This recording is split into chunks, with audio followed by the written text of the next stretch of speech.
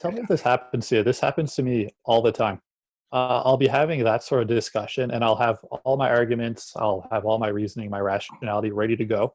But whenever I'll listen to someone's viewpoints, I'll understand where they're coming from, and not that it'll soften my perspective, but I won't necessarily want to go as hard on them just because I'm like, okay, I see where you're coming from, even if you don't have a complete picture. I mean, it's inherent in us as humans, I think, to do that. And I think that's a good tendency, though, is for us to, I guess, if you're a fairly good or benevolent person, is that you want to find common ground, right?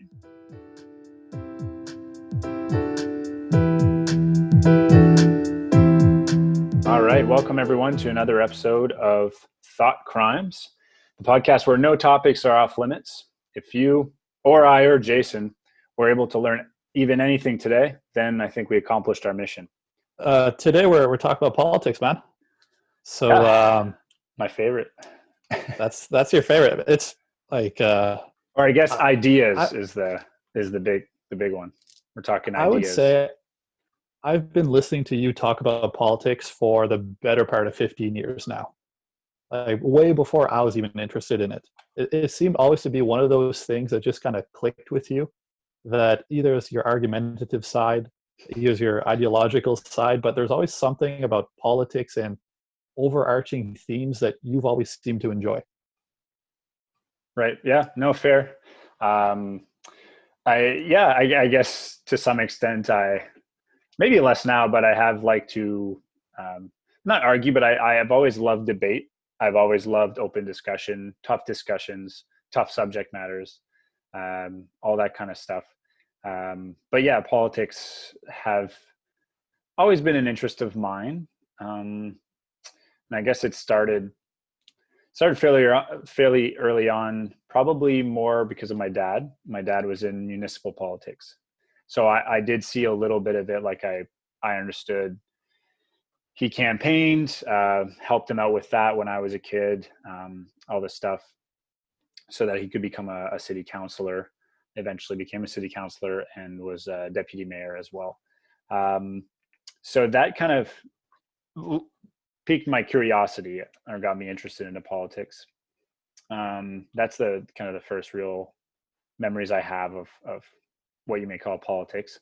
They may be very. I remember your father. I remember like seeing his ads on TV there back in the day. Yeah, he actually had a few things on TV, and then I even remember the posters we printed. It had no photo of him. Partly, I think, to save costs, but also most people know exactly who he is in town. Well, so small town. I mean, a town of 12,000 people. I think maybe 9,000 when we were growing up. Yeah, maybe 10 when we were growing up. But yeah, it's decreasing fast. But I remember the signs were the only vertical signs, so it wasn't more of a kind of picture-like sign. It was a full-out vertical sign, and it had McRae in vertical, and that was basically the sign. But yeah, I remember it was different from the others, so that was. What was the color scheme he used on them? I don't know. I think there was different colors, like they were all different pinks, purples, yellows, whatever. Like they weren't specific. They weren't a specific. It's apolitical in a sense, right? It's municipal, so I think if I remember, he used all sorts of different colored paper. That was it. Black print. There you go. It was just out to grab some attention on a budget. Whatever works, it worked, eh? Yeah. But what's a couple moments that, like, when you get a little bit older, there starts to be things that happen. They're like, I feel like this is working well. I feel like this isn't working well. And, I'm thinking back to when we were 18, 19, 20. You think you have it figured out, but you really don't. And now even we're turning 30 and we're getting there maybe, but obviously there's still things we don't know, right? But absolutely. I could think of a bunch of moments where, like a few discussions with you even, where my thinking kind of took a turning point. So like, say out of high school, were you more of like a liberal kind of guy in the sense of the word today? Were you more of a conservative? Where were you when you're just getting your feet wet? Yeah, so it's a good question, and totally, we're still figuring things out. I think that's just inherent in all humans. But I am understanding more and more the importance and the existence of wisdom. Wisdom is a true thing, and wisdom trumps most other qualities, I would say. Gives you great perspective. But I guess if I had to categorize myself as more of a teenager or young adult, I could have called me a liberal, but I in a lot of ways, again, associated with my dad. My dad was more typically a fiscal conservative. He was more what you call the Mulroney era conservatives, where it was kind of fiscally conservative and socially progressive. So that's kind of simply because that was more of my upbringing. That's kind of how I labeled myself, if you will. And then when I went to Ottawa for school, my major's in history. That's what I specialized in. So took a lot of classes in history, but also in politics. And in the meantime, I worked several years at Parliament as a tour guide for Center Block and East Block. So I was able there to, first of all, we were trained to be extremely neutral guides. That's just kind of the nature of the job. Doesn't matter what party is in power. You just have to be neutral at all times. You would get questions from Canadians and tourists that could be contentious or could be loaded or partisan, and your job was to take those questions as neutrally as possible. Right. So just to be able to do that effectively, you have to understand what is partisanship. You have to understand what the different wings are. You have to be able to detect like what's a loaded question, right? So what did they do to kind of like teach you? Like, did they teach you the political spectrum or the quadrants or the triangle, or what did they do so you understand it? I think we didn't fully go into that kind of stuff in our training. I remember actually we had 2 weeks of intensive training before the first summer of guiding, and it was actually some of the best professional 2 weeks of my life still to this day. There was less of that, and there was a lot more emphasis on kind of making sure we knew our Canadian history, making sure we knew how our Canadian parliamentary system worked, all of that kind of stuff. And then it was really a big emphasis on how to deliver tours, how to be super adaptable to any kind of group or any kind of question, how to be quick on the fly, how to add a theme to your tour. Every tour had a kind of a theme. So again, that could be anything. My background's history, so mine was often kind of Canada's heritage, or like where Canada's roots came from, where its identity came from, and that's how I give the tour. But I had colleagues who would give the tour, and their theme was poutine, right? Like right. One stop was the fries, one stop was the gravy, et cetera, et cetera. So I think most people who made it there, they assumed that we knew enough about politics and about ideologies to, I guess, get the job done.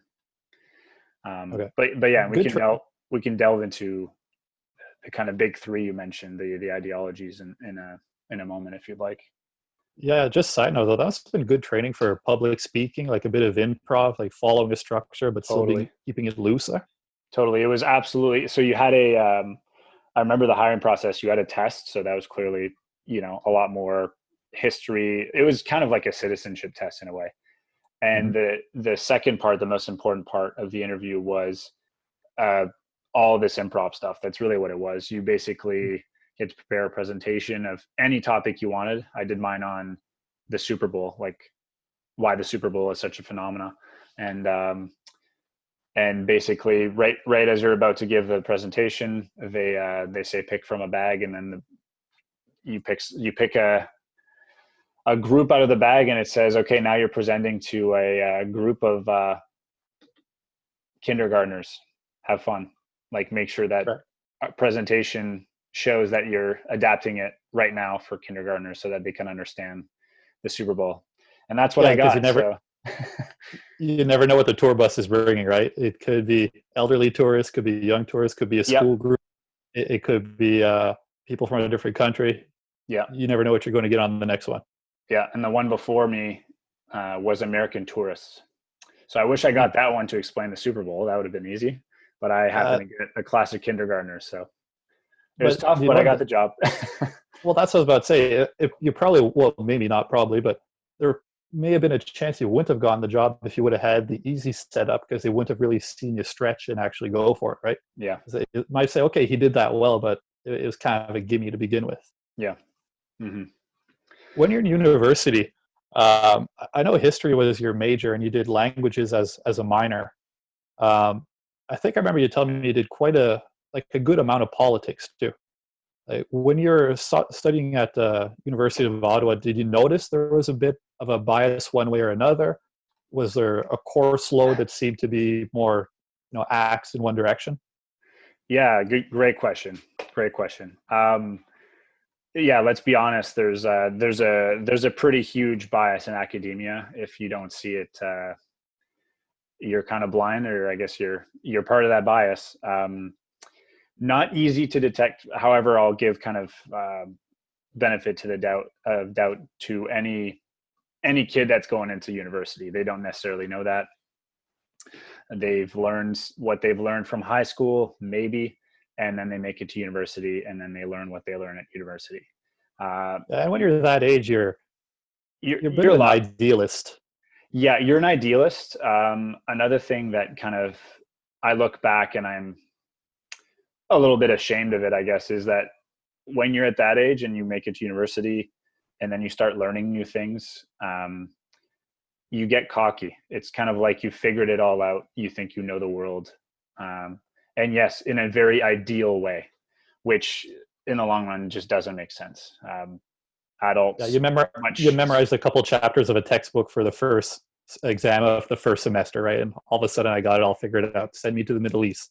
We're getting peace there in no time. Yeah. Or like, why would anyone ever believe in God? That's silly. I'm an atheist and I'm proud of it because, I watched a documentary on it, like Yeah, that yeah. kind of stuff.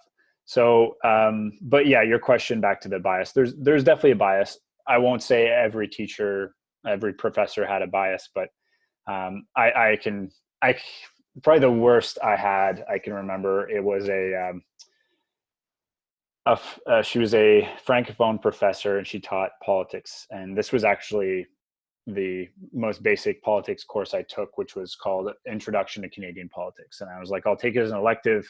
I've always been very interested in Canadian politics and Canadian history, so might as well start with that as a base for. I knew I was going to take other political classes, so not at all what I expected or what I think anyone should have gotten from a class called that. And this was given by a woman who is a staunch feminist and made her entire curriculum, essentially, and her entire messaging very aggressively feminist. So it was not really anymore, let's teach you how to understand the Canadian political system and how it came about and how it functions today. It was truly propaganda. Wasn't a very nice person either, but I remember she was quite aggressive.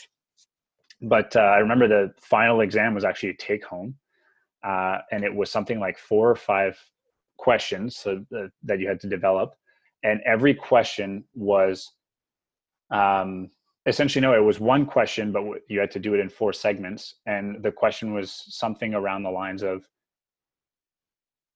explain, or how would you change the system so that there's a better representation of women? And like every block of the question was like in the Senate, in this, in that, in the House of Commons, whatever it may have been, or in the public service, all those kinds of things. And I was just like, I remember looking back or even at the time, and kind of making fun of it a bit, because I was like, this isn't an intro to Canadian politics. That's not what I want when I sign up for a class like No, that. it's how do feminism in Canada in the 21st century would be that course. Yeah. So that was for sure like one of the moments I remember the most directly associated with a professor at the university. I remember for me, it was sociology of sport, because I did my undergrad in Right. kinesiology. And at the time, I really, really enjoyed the course. It was probably one of my favorite courses. I really enjoyed the physiology, the biomechanics, the harder stuff like that. But the sociology of sport was one, it was a nice break from the harder sciences to just kind of speak and look at greater societal effects and impacts. And the class was once a week. I think it was on Wednesdays. It was a 3-hour course. And every week was sport and some sort of minority group or something having to do with a power dynamic. So you'd have sport and women, sports and the media, sports and minorities, sports and children. There was always something like that. And one thing that really stuck out to me, and this image is everywhere, so I'm sure if you Google equity or even equality, it'll come out. But it's just a little caricature of just black and white. And you have this baseball stadium, and you got two panels, and there's three little boys outside of the baseball stadium, just outside the fence, who want to watch the ball game, and they're of different heights. So, one appears to be about 13, the other one maybe about 8, and the other one about 6 or something. Could be little brothers, who knows. And they have these boxes, and they have 3 boxes that are about knee height to the taller one. And in the equality diagram, it shows everyone has one box to stand on. And so the tallest of the 3, the say 13-year-old, he easily peers into the game. The fence is about chest height to him. The 8-year-old, he can see fine. That the fence is about chin height to them. And the 6-year-old, well, the fence comes up to his forehead, so he can't see. And then the equity side of the panel was the shorter of the 3 has 2 blocks to stand on, so there he can see. The middle one still has 1 block, he's good. And then the taller one's just standing on his own 2 feet, and he's fine, he can see over it. And the message there was that it's important for everyone to watch the game. And okay, at the time, again, being more idealist at that age, you're like, yeah, that's amazing, good, everyone gets to participate. I'm really happy to see this. But looking back, you think, well, everyone who's watching the game on the inside of the stadium had to pay to go watch that game. Why do these kids get to watch it for free? They're pirating where did yeah, exactly. And I'm not saying don't invite people for a free show. That's not what I'm saying. I'm saying, why do you get the free show and then the others didn't? The small one carry a box over. Like, where are the parents? There's so many questions that you can paint a pretty facade and a nice little feel-good message like that, but it's not necessarily representative of a whole truth.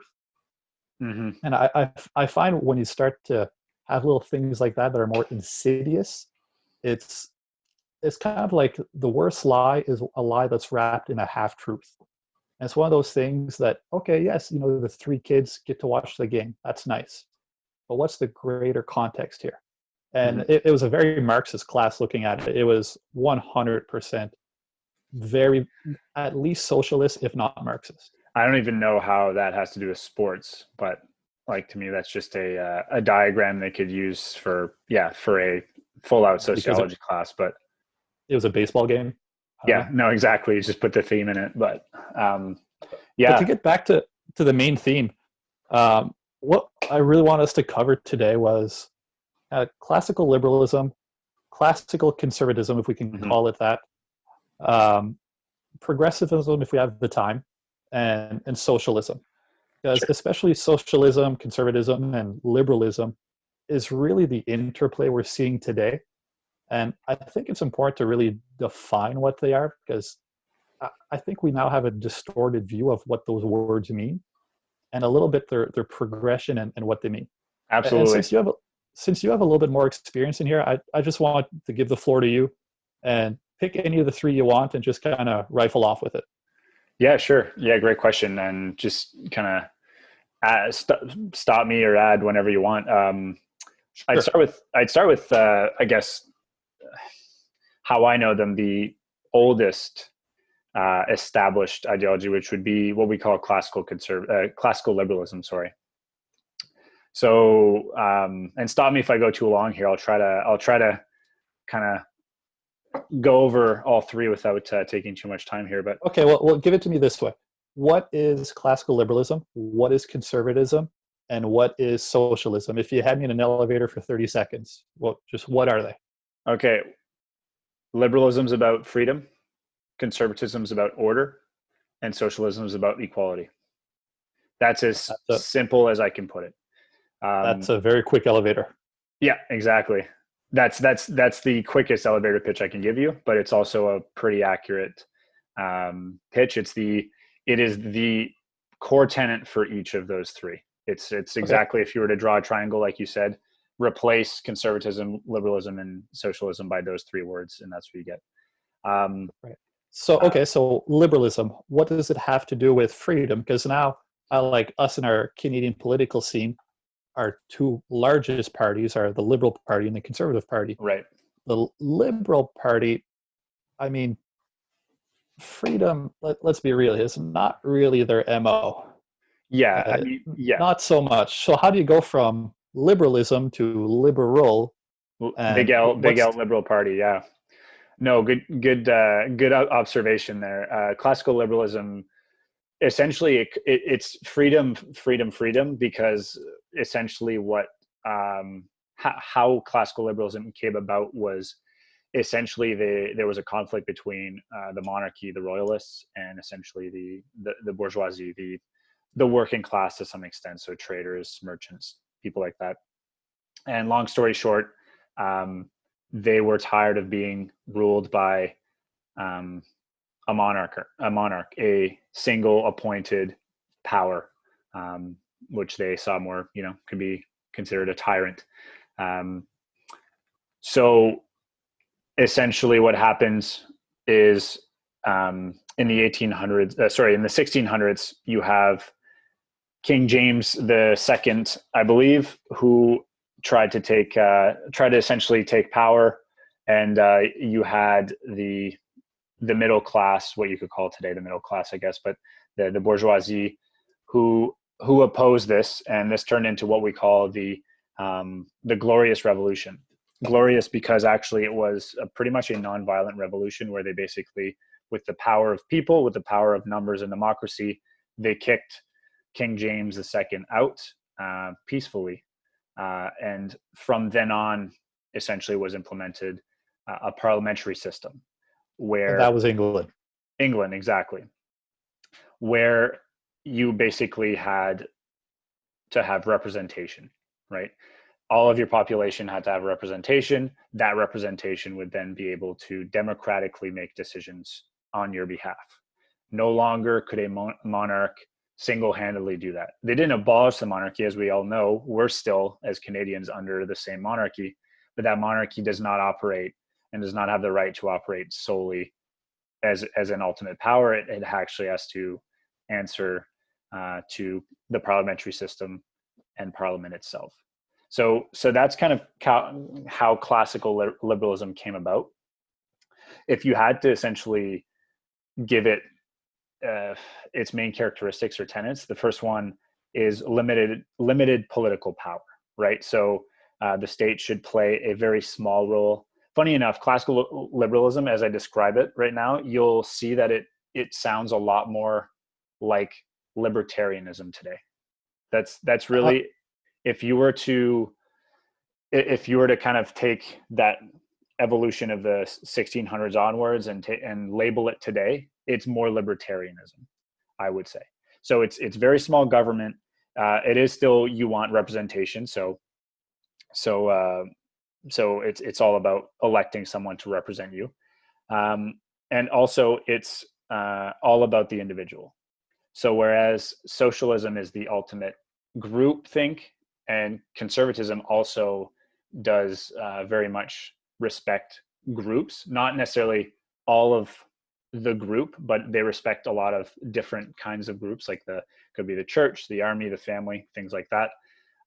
The classical liberals, put individualism at the top always. It is the ultimate thing, is individualism.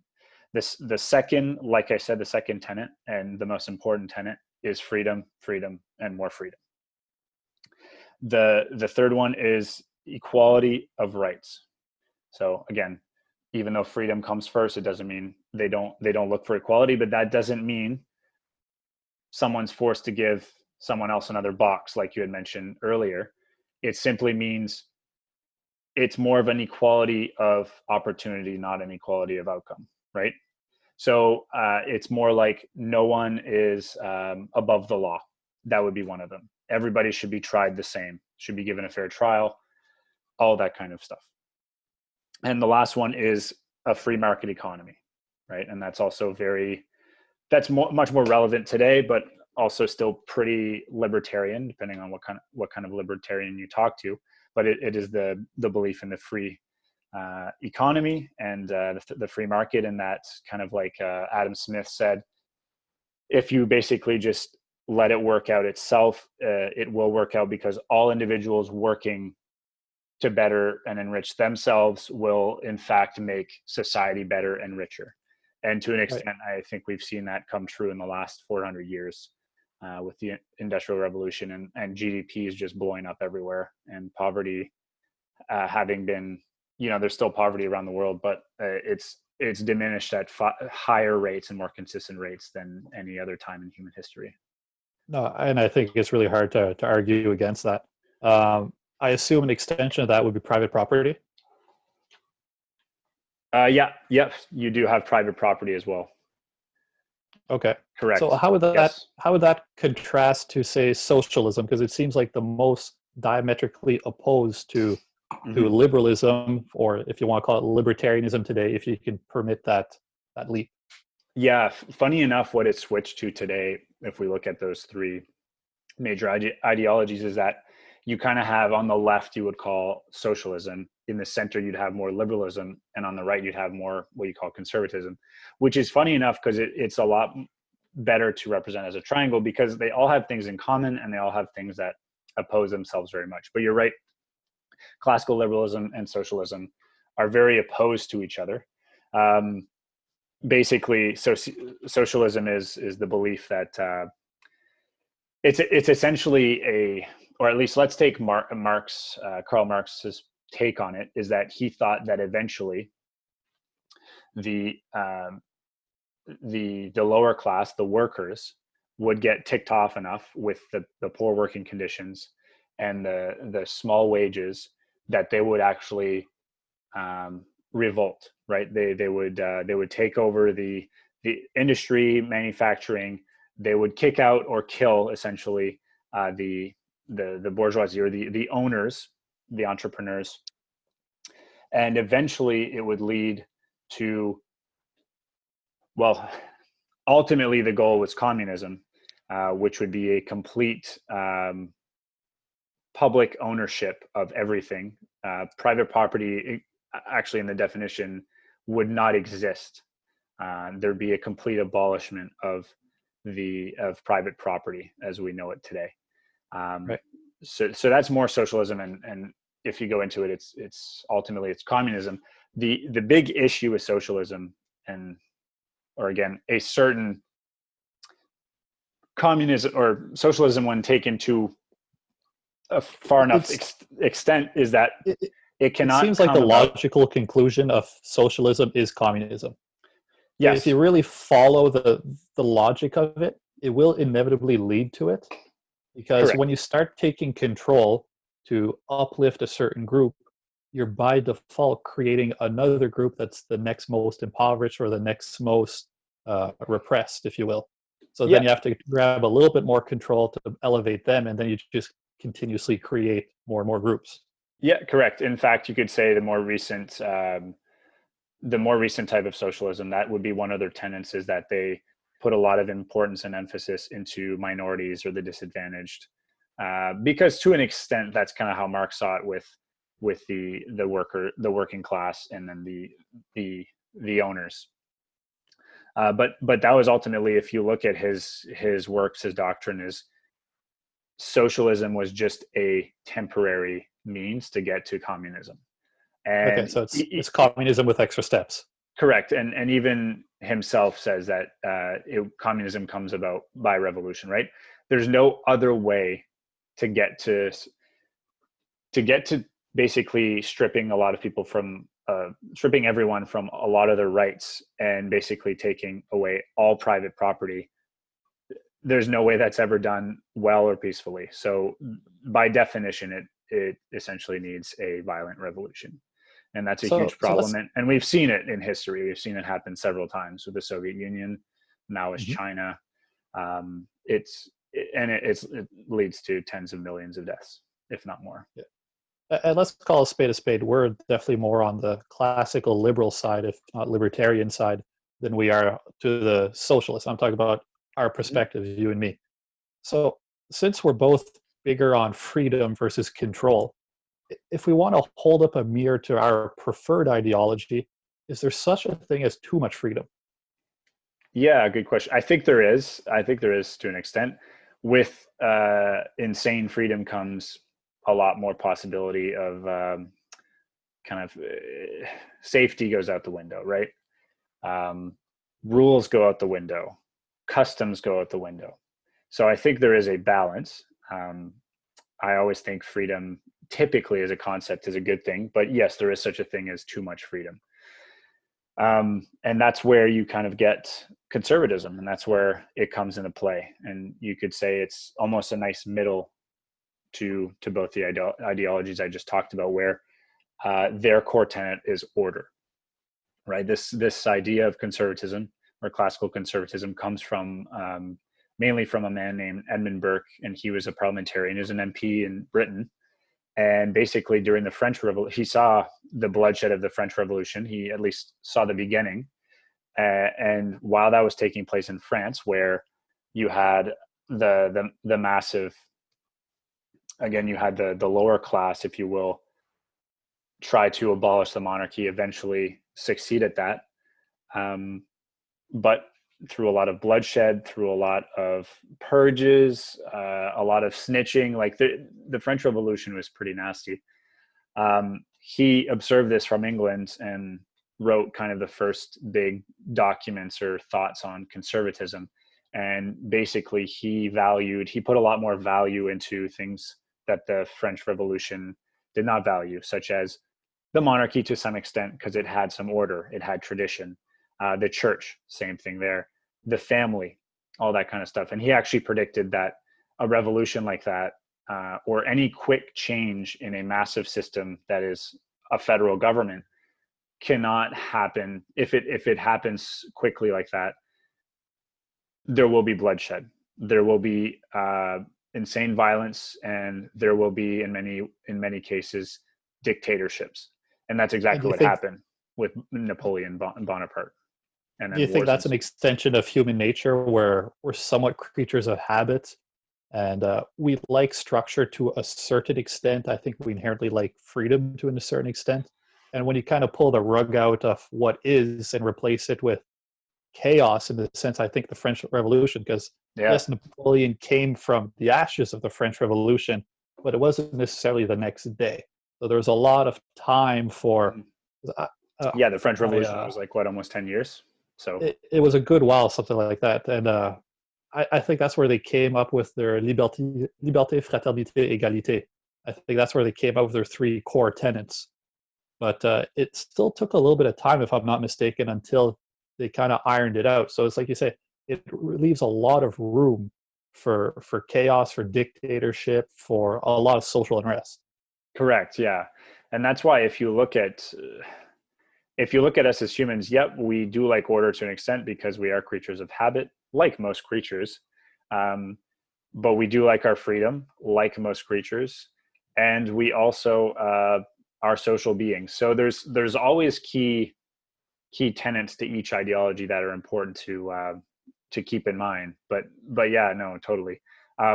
If we're to relate them more to today's political scale, or even our political parties here in Canada, or if we were to compare to the US as well, like I said, classical liberalism, I like to call myself classical liberalism. Of course it, my idea of it is not the same as it would have been in the 16 and 1700s.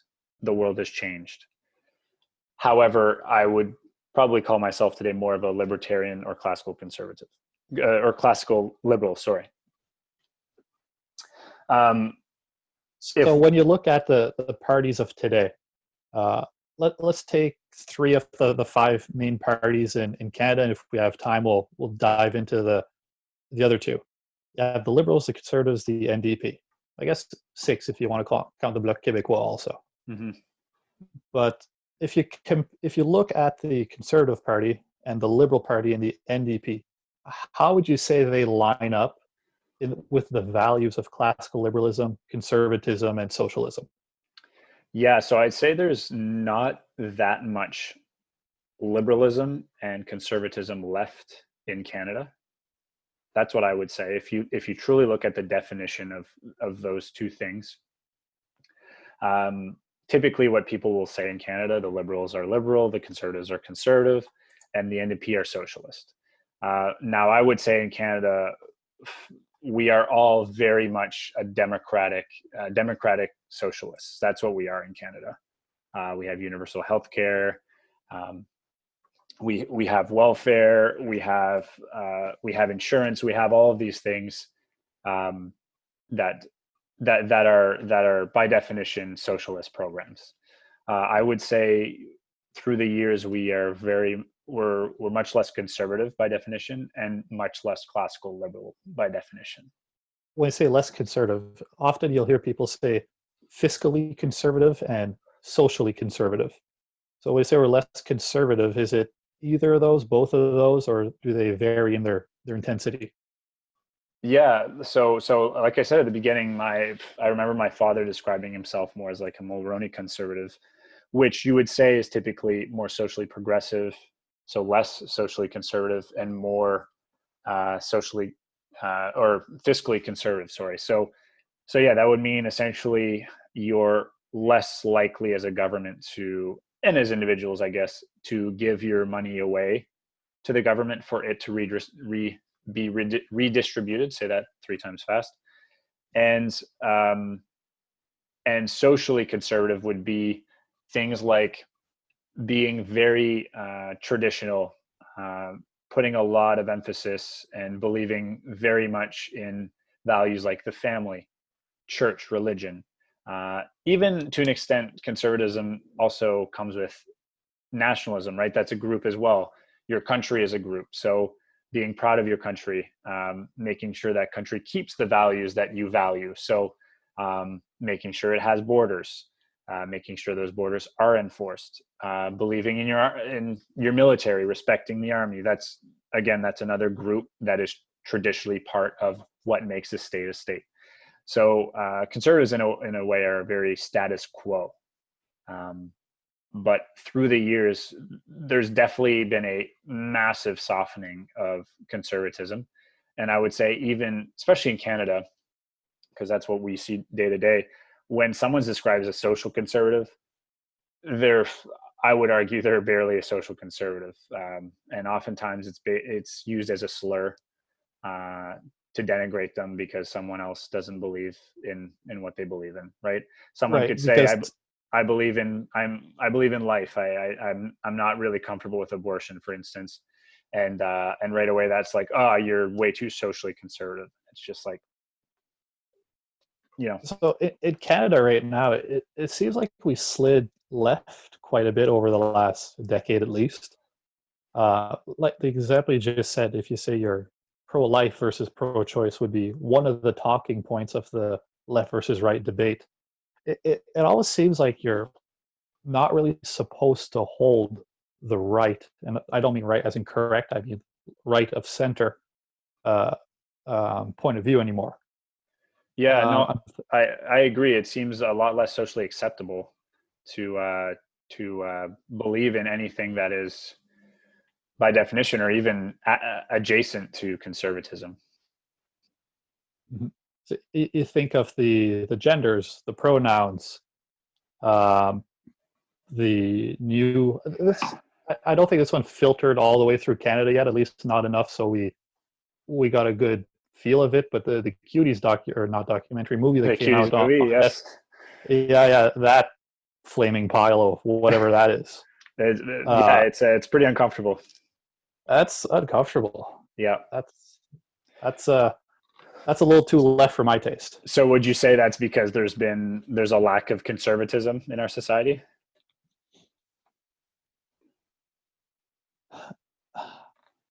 Definitely, that would be the broad stroke way to put it. I think we lost our identity and we lost our sense of purpose. And it almost seems like we replaced that sense of purpose with a treadmill of progressivism where the next thing can't wait to be the next thing. Hmm. Um, Yeah, I like also think I it's think become almost, it's so progressive that it's become a cycle, right? It's right. like the things we see happening in Canada, but in the States right now with the whole Black Lives Matter movement, all that stuff, is that you have academia now, you have some institutions that are pushing and enforcing and okay with the idea of segregated classes, dorms, clubs now, all of this stuff where or even at this point there's even talks of schools or campuses that will be completely segregated, and it's just like we've gone full circle. That is not progress, that is regressive. And you know, certain, it's a cop out to say because it's been talked about so much, but people like Martin Luther King Jr. would be, you know, completely appalled or just not understand at all Right. I what think it is was happening. this week that the University of Chicago's English department came out saying that they're only going to accept applicants for their graduate programs, either that plan to or do work in Black Black literature. studies, yeah, yeah, Yeah. correct. Yeah, no, and it's pretty sad that we've come to that, because it should, like, let's say you want to be a writer, or you're into literature, it shouldn't be let's talk about, you know, we need to talk about Black writers. It's like, no, I'm here because I want to talk about writers. I want to talk about the best writers, right? And I really don't care, you know, what they look like. That's not the point of why I'm here. And it seems like everything is turned into, well, an SJW lesson almost. Yeah. It seems just like a race to the bottom, really, in my opinion. Uh, Yeah. but I think that's the classical liberal perspective is, look, I don't care if my heart surgeon is male, female, or a chimpanzee. If they're the best person in town to do it, that's the person I want. Yeah, no, absolutely. And funny you bring up, you know, doctors, because what I've been thinking about the last few days is when I've been thinking about kind of more conservative values, and I'm looking at the definition of conservatism, is that nowadays I feel like most of, if you're on the side of science and you're holding on to what we know as truths, right? We could say they're proved theories, or they have yet to be unproven, like gravity and evolution and all those things, where I'm like, that it has almost become a conservative value, right? To be like, whoa, whoa, whoa, I'm here defending this scientist or science in general, or this theory or this rule or this law, because now it's, again, like you said, it's kind of like a race to the bottom, where it's just kind of undoing everything, all the what I believe to be truths, to no longer be considered truths, right? Just like Right. the whole sex, men and women. It's how many genders are we up to now? 70 some? Yeah, I don't know, What but happened to two? yeah, and Like, again, seriously, just two. and again, the fact that that has become by definition. If I look up the definition, I'm like, for someone to say no, it stops at two, because for now that's what we know and that's what we've known forever, and all scientists say that and believe that, then it's kind of like that's a conservative stance now, Right. because conservatives purposely want to slow progress down, because fast progress can lead to devastating things, right? Or again, we Eh, call it progress. It could be fast change. It's not necessarily always progress, as that's we where I want to are go, witnessing. because the left today is really masterful at using words in a way that spins the narrative in their favor. Mm-hmm. An example of that is the word progressivism or progress. Yep. Because right now it's associated with the left. And when you think progress, you think good. You think it's change of some sort.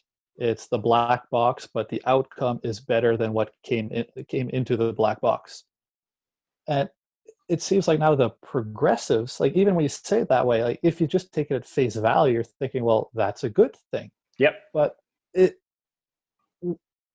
as much as the left advocates for change, if you will, but even the change you advocate for, it's not really change. It's kind of obvious where they're going with it. So it's not really change and okay, let's make something different and new. It's just old far left ideas just recycled for the 21st century. Yeah.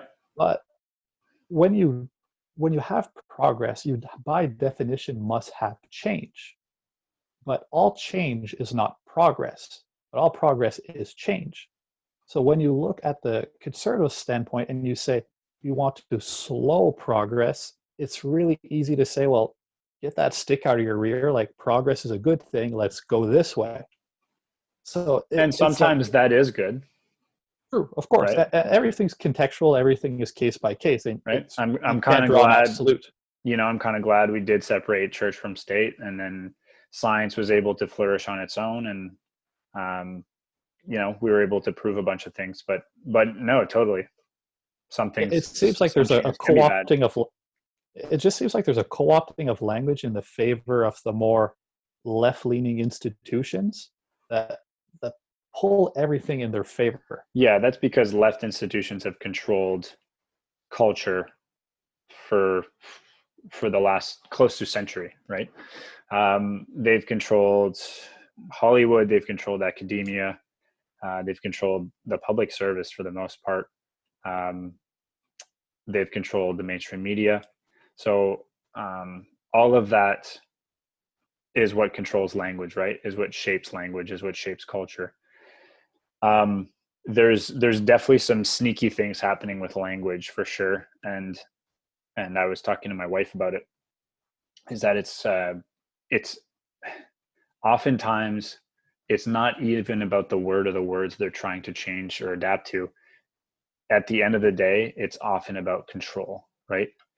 I was listening to Tim Pool recently, and he was talking about how, if you can't change an amendment, so in the States, as we know, with all the unrest, and who knows, it's looking like a pretty good setup for what could potentially turn into a civil war. Just the way November is leading with the whole mail-in ballots that, again, their left-leaning party is pushing for. Yep, which is proven to be an extremely problematic way to run an election. Like I think Bill Barr went on CNN recently, and he just dismantled. Yeah. I think it was Wolf Blitzer he was speaking with, and it was all the general left talking points. Especially in a pandemic time, keep people safe, keep them distance from each other. All the uses of that scenario, and but Barr's point was we've tried it locally. We've tried. I think a couple states tried too, and 3%, if I'm not mistaken, of the ballots did not return. 3% swings an election. Absolutely. Easily. I mean, if you look at some of the states in the last election, that's Hillary or Trump switch there. Easily. And that's without people farming votes. I'm living in a new place. Now I still get mail from the previous resident here. Yeah, we all know how good Canada Post is. Exactly, but we just had a provincial election here, and I got my voter card and that person's voter card. Mm-hmm. So if this was the U.S. federal election in this case here, oh great, I can vote twice. Yep, like that's you're setting it up for that. Yep, for sure. I am a little nervous about what that'll look like, and I'm also nervous for if worst case scenario something happens to the U.S. and the U.S. cannot take care of itself, therefore the world in a way. I am kind of nervous to see what happens globally. But just back to the U.S. What is the U.S.? Are they classical liberals? Are they socialists? Are they conservative? What is the U.S. in a nutshell? Good question. I'd say its foundation is first and foremost classical liberal. I mean, they're all about freedom, and more freedom, right? You've got what is it? New Hampshire's motto is still live free or die. That's pretty baller. It's on their license plate. I always feel like almost semi-patriotic when I'm there and I see it. I'm like, and I'm not even American. I kind of want to snag one of those there. That's cool. That'd look good on like in a garage or something. Yeah, live free or die, and then there's a bald eagle. Crushing it. But But yeah, it's definitely freedom is its core tenet, and there's been no country in the history of states that has put more emphasis on free speech. Right? It hasn't been perfect. There have been laws that have, or at least temporarily, that have temporarily shut down certain types of speech through the US's evolution. But today, if you look at it, there's no other country that has um, enforced free speech or have it ingrained in their political system, and make it very difficult to change it, more than the US. And I think It's that's if you want to talk progress, there is nothing more progressive than free speech, if you ask me. Now, funny that I say that, it's extremely controversial nowadays. But unless you and I and any other person is able to talk openly like we are right now, I don't understand how progress is made. And again, maybe it's all about changing words, because I think I know what progress means, but maybe it doesn't mean the same thing to a lot of the left nowadays, right? When they talk about progress. But it seems like there's two different definitions of progress. for sure, and that's where there's a huge disagreement, right? That's where And there's a huge rift in a lot of people, and you see it in the States, you see it all over the West right now. it seems like I was reading up on what we're talking about before this discussion, and it seems like classical liberalism tends to treat a society like adults. They're not fearful of the decisions that their society will make. It's like you said, it's I'm working for my best interest, you're working for your best interest. If everyone's working for their best interest, the best will rise to the top. Will it create inequality? Yes. But here's the kicker that we're not allowed to say today. People are inherently unequal. Does Correct. there have to be, there's a bell curve of IQ, there's a bell curve of every ability essentially. Yeah, I of good can't play looks, one on of one. height. Yeah, of height, of You yeah. name your thing. Every single measurable or demonstrable trait, there's going to be a distribution of some sort. But you name Um, you name the most important one first. Jordan Peterson talks about it a lot, and that's IQ, right? That's your intelligence. If you're born with a higher intelligence uh, than someone else, you're almost guaranteed to do better than that person in life. right. And I mean, as much as I love me some freedom and some New Hampshire license plates, I still think there should be some checks and balances, right? Like you should say, well, to heck with you, you're in the bottom 15%, have a nice life doing nothing. Because it's still a person. Like you still can't let them just wallow in anguish either. Yeah, absolutely. So how would you see like a decent enough system where you can take care of your like natural underperformance, if you want to be that harsh about it, but still leaves your entrepreneurs, still leaves your industry leaders, still leaves your thinkers. It still gives them enough room to make the progress, so that, if I can mix my metaphors here, that the rising tide will lift all the ships. Yeah, that's a good question, and it's like you're asking me a question like I'm running for office or something. So I don't have I don't have the answer for you. Sorry. Spoiler: Canada 2046 Yeah, exactly. election there. McRae. Um, but yeah, no, I don't have a perfect answer for you. What I can say, what I'll do is I'll answer with a very politician's answer by not answering your question, but by Good man. giving you a comparison. And I often end up having this conversation with a bunch of people, often Canadians, who like to very easily crap on the United States, right? They easily like to kind of say how we're superior morally, we were just better people, all of this stuff. We take care of our people better than the US. The US is just so, I don't know, Wild West, racist, all of this stuff. And I gotta kind of disagree most of the time, because they're just two different systems. As similar as we are, we do still have some main tenets that are different. And if we look at the US, there's still much more free market than we are, right? Taxing is much lower, at Well, least most states. minus the central banks kind of doing whatever they will. But Yeah, that's yeah, a discussion for another. yeah, Well, exactly. exactly. We'll But touch that another day. it's looking like recessions can be controlled by the fund and the stock market. But I don't know. Yeah, because the stock market and the economy, they're the exact same thing, and printing your way out of recession has always worked. Yeah. Anyways, I'm done ranting on that. Yeah. Let's No. go on something else. Yeah. Yeah. That'll be to the next podcast. Yeah. But Stay tuned. but if you look at the U.S. and you look at just through history, there's just proof that with more freedom and more free market, there's just more innovation, right? And with innovation comes wealth, comes prosperity, comes inventions, comes comfort, technology, easiness, like all of these things.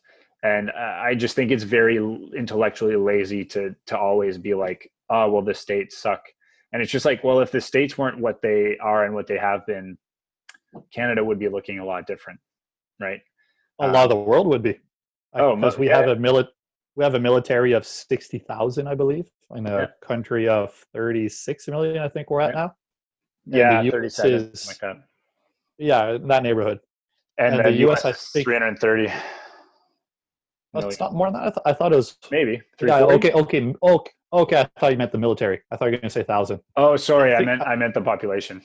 yeah, it's mid 330s million, I believe, and I Mm-hmm. think their military is 1 to 2 million, something like Okay, that. could be. They still control like all the world's waterways and stuff, so they're still Yeah, very exactly. geopolitically by far the most powerful country in the world. But How do even we if, not? We touch three oceans. I mean, they touch the Arctic as well with Alaska. But yeah, how, like, side rant, how is Canada's military so abysmal on a comparative world stage? I mean, we have fantastic troops. You both yeah, know a well lot of trained people in the soldiers. military, very well trained, just very, very competent individuals. But if you take the total sum of firepower and capability that we have, it's certainly lacking against the some other developed powers of the world. Yeah, for sure. Yeah, that's just a lack of. It's a well, much smaller population, much smaller economy, Right, of course. much less funding. I'd say there's also maybe a bit of lack of pride, or less than in the U.S. It's hard to find a country that's, well, at least a portion of the population that's prouder than the military than the U.S. But I found it strange. I've really been noticing this lately that the summers have become an entire pride festival eventually. And you know, mhm, if you're not heterosexual, you're another one of them. Because it seems like that's another thing that's being subdivided and subdivided and right, subdivided. If you're, just call it non-heterosexual for brevity's sake, cool, just yeah, cool. But veterans get November 11th. I'm not saying the other group hasn't struggled or had difficulties or had challenges to overcome, but you get an entire month, essentially a summer, and one day. Uh, yeah, like contribution to society, recognition, there seems to be a bit of a unbalance there. yeah. No, for sure. And I again, like I agree. I'm not disparaging any other group. Of course, you've had difficulties, of course, but you get what I'm saying here. Yeah, no, totally, totally. There's a lot of people that fought and died to keep our freedoms. And no, I think about it every year when I go to Remembrance Day ceremony, and I just wish there were more people there, or at least that people were hoping that people were taking the time to truly think about their ancestors and then their grandfathers and great grandfathers and even their uncles and dads and moms and aunts, and hopefully at least giving them a bit of thought in that day. Um, yeah, for sure. So I think the U.S. definitely has a much um, much grander pride for their military.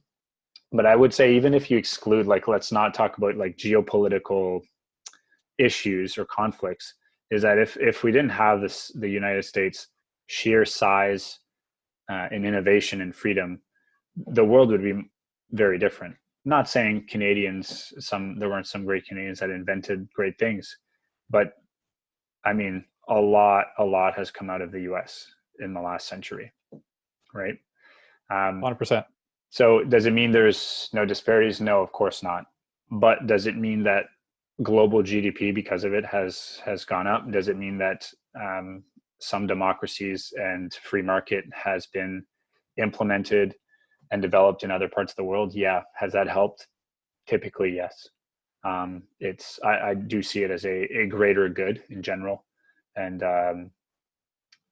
yeah, so it's kind of like no system's perfect. It's kind of like when Churchill said, democracy is the worst except for all others. Yeah, it's the best one we tried.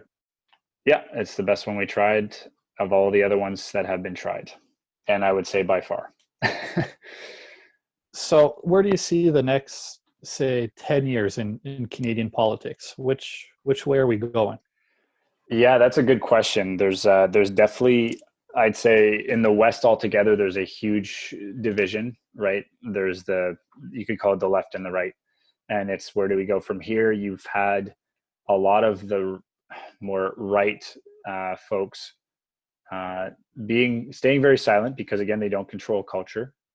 And now it's all about cancel culture, and it's becoming pretty scary. So they keep to themselves. They're scared of getting fired. They're scared of speaking out, losing friends, breaking relationships, all this stuff, and they're just taking it out. They're showing it at the ballot box. That's what happened with Trump, and that's what happened with Brexit, and that's what has happened almost in every single province in Canada since for the last couple of years. So we've seen pretty much every province turn blue now. So they've become conservative. Meanwhile, the federal government has been red on the Trudeau government for the last, what are we at, 4 or 5 years? Since 2015. There you go, yeah. So there's something's got to give, but I honestly don't know like I said, I think Canadians in general and the West in general almost have lost sense of the importance of certain facets of conservatism.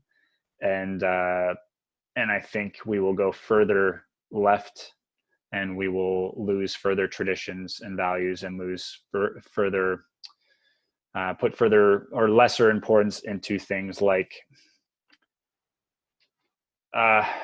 nationalism and border, the nuclear family, and the family borders.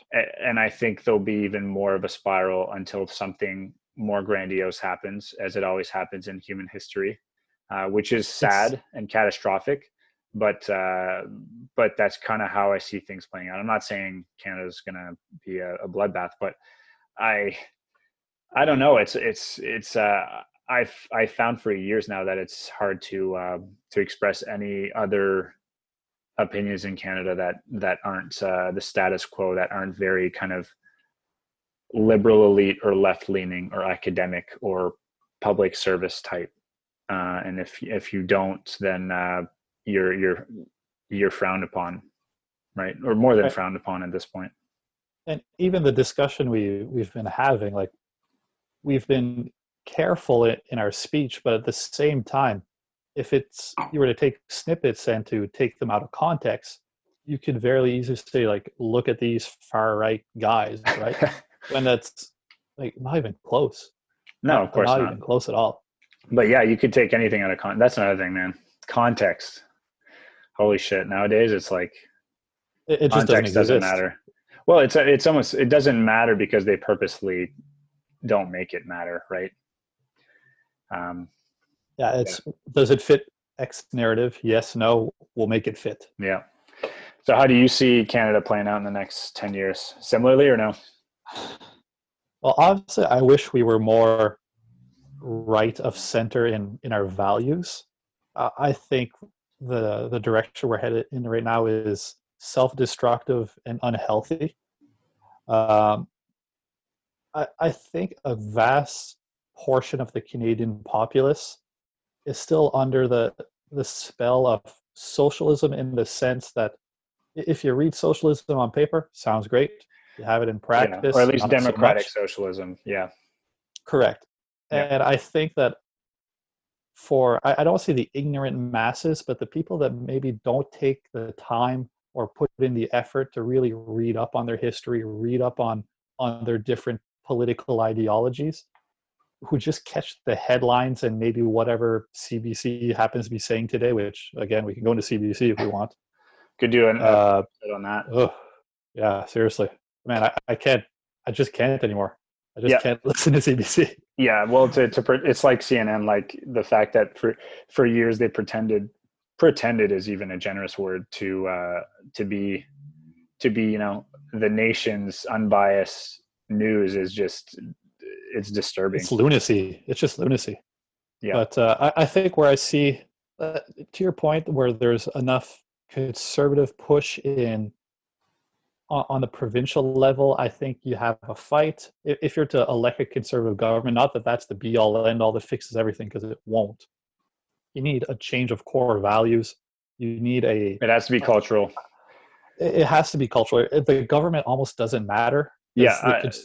The Conservative Party is kind of like liberal light in the sense that it's the same progress, just a little bit slower. Yeah, or if they do have values that are considered socially conservative nowadays, they'll be very closeted about it, and they'll still operate their party and their slogan as if they were kind of uber progressive, as we've established. But so it's odd because I agree with you. I think it's all about culture. If you don't change the culture, if people aren't kind of raised to appreciate their nation and their history and the freedoms that they have and how easy it is to lose those freedoms. Again, maybe study a bit of history and learn how a lot of peaceful people got murdered through the years across the globe. And here's how I think you promote that. Good old-fashioned personal responsibility. I think if you inculcate that into your masses, people will naturally be more protective of what they have, more apt to help, more apt to understand the value of hard work, just be more appreciative of what is offered to them and want to see it grow. And I'm with you, but I've seen, like, the last 5 to 10 years, it's literally been the antithesis of self-responsibility, of personal responsibility. Like it has fallen down the drain so fast. It's crazy. And like nothing's ever anyone's fault. And like just think of it, like, never mind a country, think of it on just a household level. Currently you live with your wife and your dog. So you have 2 adults in the household. If both you and her say, I'm not doing the dishes today, well, the dishes aren't getting done. Mm-hmm. And then the next day, I'm not doing the dishes today. That's 2 days worth of dishes there. Keep that going forever and ever. Well, who's doing the dishes? No one is. And now all of a sudden you have fruit flies flying around. You have no dishes. You just have a disgusting kitchen. Yeah, you name it, right? Yeah. And it's a silly, very small example, but you blow that out again to its logical conclusion where no one takes responsible for anything. Well, you just have a heaping dumpster fire. Correct. That's what you get. Yeah, no, I'm with you. That's why you got to go the Jocko Willink way, the extreme ownership. Extreme ownership. I'm halfway through the book right now. Oh, right on. So you're reading. Yeah, let me know how that is. It's great. Actually, it's right in front of me here. I got 3 books. I'll tell you what I got right here. I have my phone on 3 books as my little stand just to get the height right. On the bottom, I got The Art of War, which I finished. In the middle, I got Extreme Ownership that I'm halfway through. And on top, I have The Intelligent Investor by Ben Graham that I'm a quarter way through. Nice. So that gives you a little synopsis of what I tend to read. Cool. Yeah, I have 3 books started right now. One is 12 Rules for Life. The other is The Coddling of the American Mind, which is essentially, it's Jonathan Hyatt and Greg Lukianoff. It's about it's tied into what we just spoke about. Actually, is about basically raising our kids to not only not take responsibility for anything, but being offended and afraid of everything. We're not preparing them to be resilient, essentially. So he kind of goes through, he looks at academia, and how, now we've invented terms like microaggressions and all these things, and people are literally seeking out microaggressions so that they can artificially be offended and create problems. And that comes back to what I was saying about socialism earlier, where, okay, this is the next most affected group by society. Find a way to bring them up. Yeah, there's no end game. And then microaggressions is a perfect example of that. Okay, college students are stressed. Okay, they're the next most repressed group, let's say, or whatever. Okay, how do we make them feel better? Microaggressions. Okay, give them puppy rooms. And while you're at it, pay their student loans, because that's pretty much where things are headed, right? Yeah. And if you're Bernie. Yeah, you don't build a strong society that way. You just don't have functional adults. You have children. It's just an immature, in the truest sense of the word, mentality. It's truly immature. And what I find scary is that you also develop dependency, and that's what I find really scary. I don't think any individual, just like any society, should see itself or have to be dependent on the government. And that just, like, again, the last few years, I just see ourselves falling in deeper and deeper into this. And again, it's who's doing the dishes? Nobody's doing the dishes. Yeah. Yeah. And then all of a sudden, if you don't have dishes. You don't have dishes, the government sends you food and you eat that food. Yep. If it does. Exactly. Yeah. So let's finish this on a positive note. Cool. What do you got? Well, I guess if in the next 10 years, if you were to be, what would your positive outlook look like for the West? So if things go right in your eyes and your ideals, what does the West look like within the next 10 years? Get government out of the way of the people. Trust in the entrepreneurial spirit, trust in the maturity, trust in the drive that people inherently have to succeed, and give them tools to do so. You're lowering taxes, you're lowering regulation. Okay, yes, still protect the environment, things that make sense, within reason, of course. Your social programs, again, you want some, but you don't want them to be overkill. Just basically roll back the clock like 40, 50 years. So I know that you can't really do that easily, but start with just less regulation, less taxes, and a better understanding of what it means to be an adult. And so again, it would all come down to culture and how we raise our kids. Yeah, absolutely. Yeah. And I think if we thought of our societies as we think of our own households, that's why I drew that example earlier, is that if you can manage your own room, your own apartment, your own house, your own building, whatever it may be, you understand what it means to be responsible for something. Mm-hmm. You understand what it means to pay your bills on time. You understand what it means to juggle certain ideas and be like, okay, I know my neighbor tends to mow his lawn at 6 o'clock in the morning on Saturdays. Is that an issue? Maybe it is. Maybe it's not. I know that I have a leaky faucet. What am I doing? That's an annoying neighbor. Yep. So what are you going to do about it? Are you going to politely go speak to him? Are you going to put a bag of dog poop in his yard so he mows over it? Like, what are you going to do, right? Like, you have a potential problem. Think of your potential solutions and choose the best and most adapted one. Mm-hmm. So I think it comes really back to that personal responsibility, and it starts by governments getting out of the way and saying, okay, folks, we've treated you like children for long enough. You're adults. At least a lot of you are adults.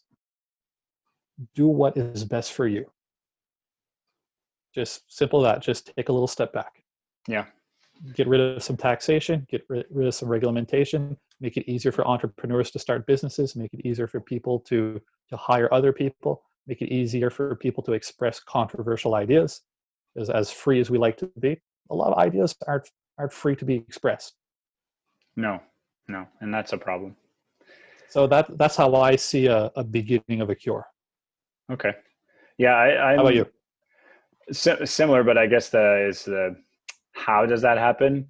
Maybe if I'm thinking with my rose-colored glasses here, you do have kind of counterculture. It is showing a little bit with the kids nowadays that they are being a bit more, well, counterculture to their parents, which are kind of early millennials like us. And they're pushing back a little bit. You do see that kind of like, okay, guys, stop with the political correctness. It's kind of annoying, especially kids, right? When you're a teenager, you want to say whatever the hell you want to say. And you're going to say stupid shit. And some of it's going to be hilarious. Some of it's going to be horrible. That's just the way it is. You learn what's funny, what's not. That's how you learn. And that's also kind of how you learn what's socially acceptable. Yeah, you have to be allowed to fail. Absolutely. And you have to be allowed to explore. That's how you learn. So if I'm thinking like that, maybe there's a counterculture that comes with this generation and the next generation of kids that are kind of sick of this. So, yeah. All right, guys, this has been Thought Crimes, and thanks a lot for listening. Till next time. Till next time.